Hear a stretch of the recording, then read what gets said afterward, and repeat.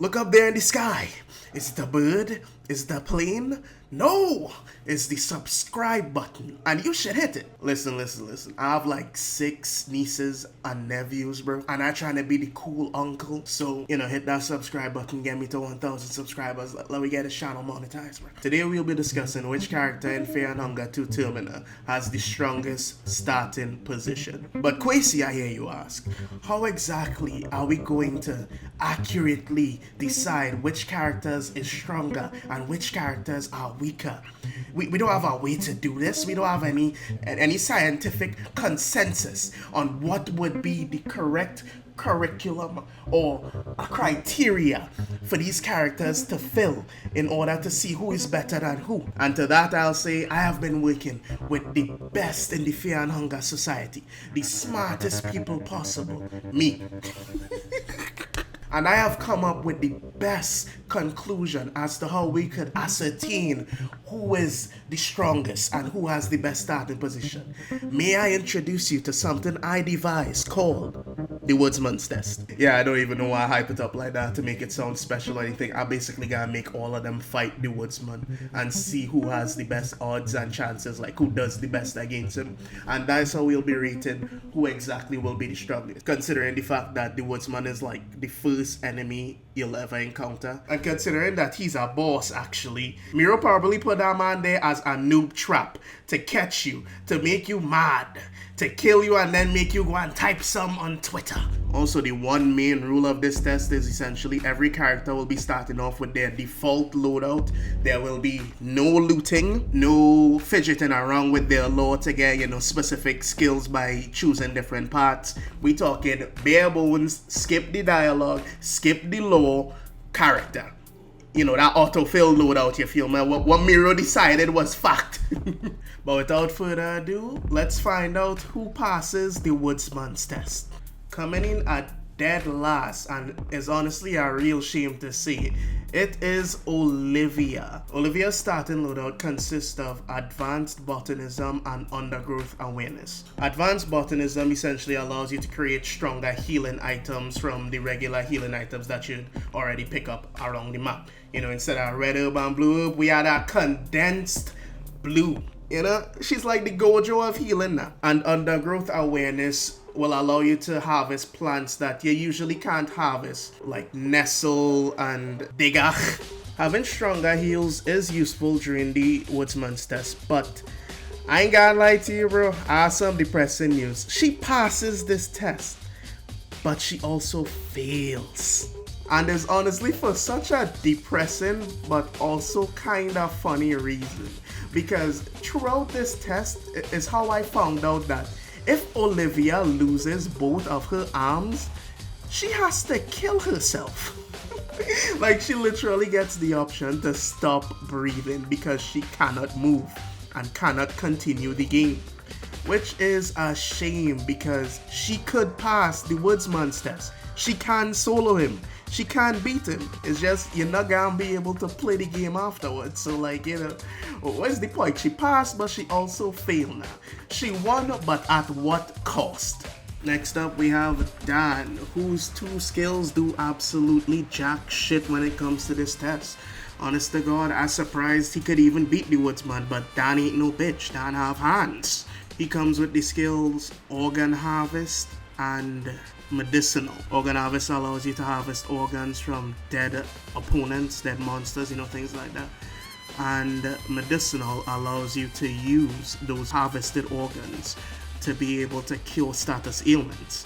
He also comes with a pep pill in his inventory, and a pep pill is essentially 2 turns every 1 turn. So low-key, Dan kinda busted off rip if you pop a perk before the fight. Like, I didn't even need to lose that arm that you could see I lost up there in that footage. I could have been medicated. Next person on the list, we have Bella, and I ain't gonna lie to you, bro. She a monster, low-key. Like, she a beast. She starts off with that wrench toss and the ability to craft traps.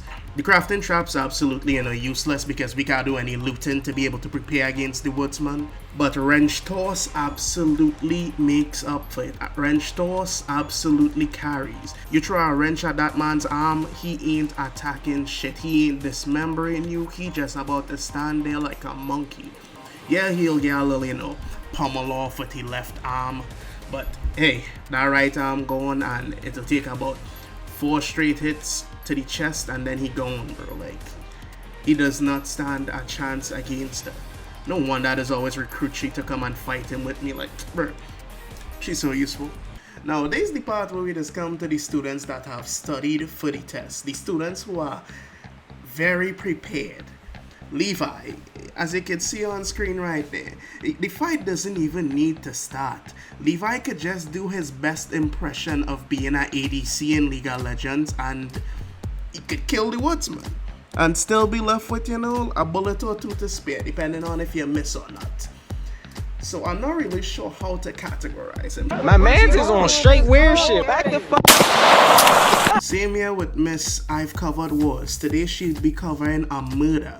Shots fired outside of Preheville outskirts. Like, they just kind of fodderized the woodsman before he could even, engage with them. So I'm really not sure if to call them the best or if they're cheating on the test, you know what I mean?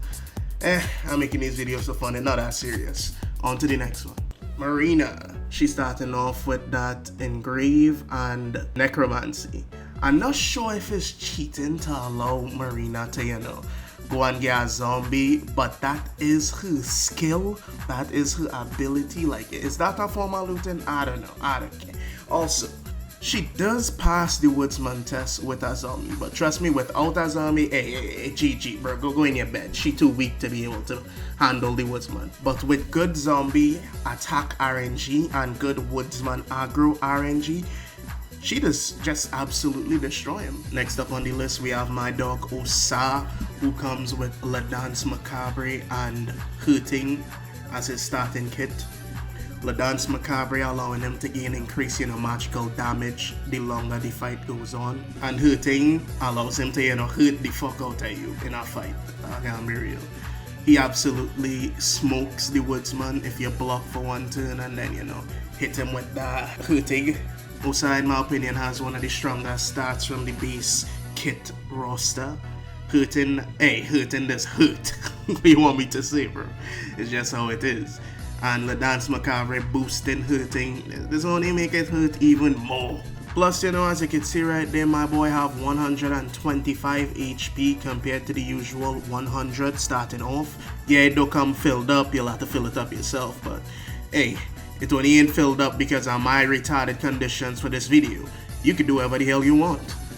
Finally, and in my honest opinion, the strongest starting character, like, if you haven't played Termina before, I'd recommend picking this character so it would be a much more enjoyable experience, is Marco. And honest to God, Marco just built different in comparison to all the other characters. Base kit starting off, of course. And that is because his base kit starts with +1 attack, +1 defense, and he also has the skills Bob and Weave and Bare Fist Proficiency. Bob and Weave is a skill that is essentially increase your dodge chance. You'll be able to dodge better. You'll have a higher likelihood of not getting hit, which is pretty good in Fear and Hunger too. You'll need that. But Barehanded Proficiency? Starting off? Brother. This man is swinging twice for every turn. You see all them other characters who hit in one turn and then again the arm chopped off? No, Marco is taking his arm off on his first turn because he hits that hard. He has his own axe on ready to face the woodsman. Like, it's actually a no-diff fight. You literally just beat him like if he was nothing compared to everybody else. And that is even with Marco being affected by his current phobia. You see that exclamation mark right there? That means Marco is taking more damage and doing less damage. But he does not care because he is stronger. Like, look at this footage. You're witnessing a murder. You're witnessing a massacre. Yeah, he'll get a tackle off. He get one tackle off. But I'm about to take your life right now. So after all these trials and tribulations, these testings in the field, we could come to the conclusion that everybody that's passed the woodsman's test besides Olivia,